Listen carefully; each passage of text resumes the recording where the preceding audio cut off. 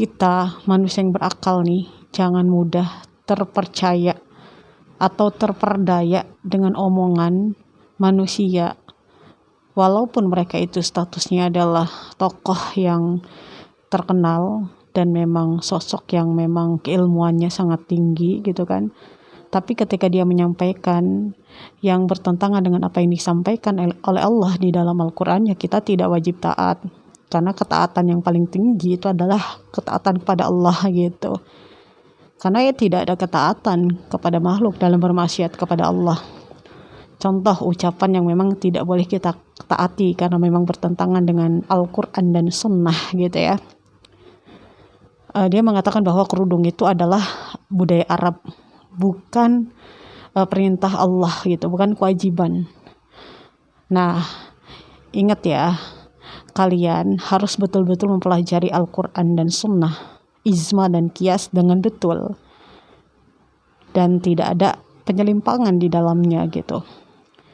Ya, kita memaklumi gitu, yang namanya manusia kan ada sifat lalai dan lupanya. Yang terpenting kita harus akal kita digunakan. Kalau memang dia bertentangan dengan Al-Quran dan Sunnah gitu kan, kita tidak wajib ikuti. Tapi kalau dia ngomongnya betul-betul sesuai dengan Quran dan Sunnah, kita boleh ikuti. Seperti firman Allah di dalam Al-Quran surat An-Nur ayat 31, itu kan tentang ayat kerudung, himar gitu. Himar itu kan diartikan dengan kerudung.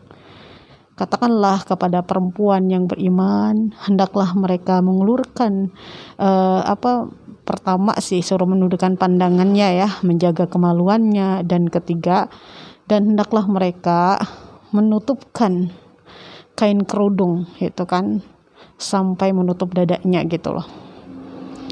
Itu dalam Quran surat An-Nur ayat 31. Banyak para ulama-ulama yang menafsirkan bahwa himar itu adalah kerudung yang digunakan oleh perempuan yang memang fungsinya harus betul-betul sampai menutup dada wanita tersebut gitu ya. Dan yang kedua, ayat tentang pakaian.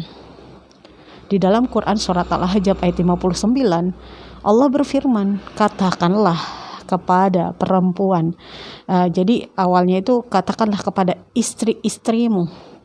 Ya, kepada istri-istrimu wahai Nabi gitu kan, dan kepada istri-istri orang yang beriman, hendaklah mereka mengulurkan jilbabnya ke seluruh tubuh mereka agar mereka mudah dikenali dan mereka tidak diganggu. Ini banyak penafsirannya ya para ulama. Ada yang menafsirkan jilbab itu semacam baju kurung gitu kan, yang longgar gitu kan, dari mulai kepala menutupi kepala seluruh tubuh. Ada juga yang mengartikan gitu kan, mayoritas ulama itu kan mengartikan bahwa jilbab itu adalah baju kurung yang longgar yang tidak memperlihatkan bentuk tubuh perempuan tersebut. Jadi syariat Islam itu sangat lengkap. Hukum berpakaian perempuan dalam Islam itu seperti apa, yang gak bisa dikatakan juga ketika dia memakai baju kurung ya, contohnya seperti gamis tapi pakainya ketat gitu gamisnya, ya gak memenuhi syarat. Karena yang memenuhi syarat itu adalah baju kurung yang longgar dan tidak ketat. Makanya sebenarnya semuanya ada di Al-Quran dan Sunnah, ijma, qiyas jawabannya. Ketika kita mau bertanya tentang hukum apapun, baik itu tentang hubungan rumah tangga, muamalah, tentang kaitannya dengan pemerintahan, atau tentang diri kita sendiri, semuanya ada jawabannya di dalam Al-Quran, Sunnah, ijma, dan qiyas. Makanya ya kita harus berpegang teguh kepada keduanya ya, maka insyaallah kita tidak akan tersesat. Karena ya kita jangan sampai mengeluh-ngeluhkan, memuja-muji pernyataan manusia yang sifatnya adalah pasti, lalainya itu pasti ada gitu kan. Kecuali Nabi maksum, terjaga gitu ya. Kita betul-betul gitu kan mengkultuskan gitu kan. Pokoknya kata itu A ya A gitu, nggak bisa gitu. Kita ini manusia yang berakal, yang dikarunia oleh Allah, manusia punya akal, bisa membedakan mana yang benar dan mana yang salah.